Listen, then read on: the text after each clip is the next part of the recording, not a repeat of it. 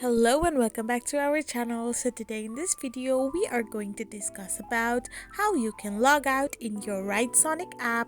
So without wasting much of our time, let's get straight into the video. So first and foremost, all you need to do is simply tap open your WriteSonic app. And so once you open your WriteSonic app, which is also known as the ChatSonic app, you will end up in this page where you need to click on the three lines on the left hand side of the corner and press on the settings option. Once you're here, simply tap on logout, and from the logout option you can simply press on the logout button, which will allow you to get logged out from your ChatSonic or WriteSonic app.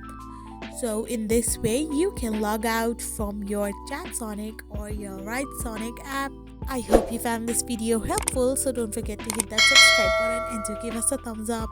We will be back again with these informative videos.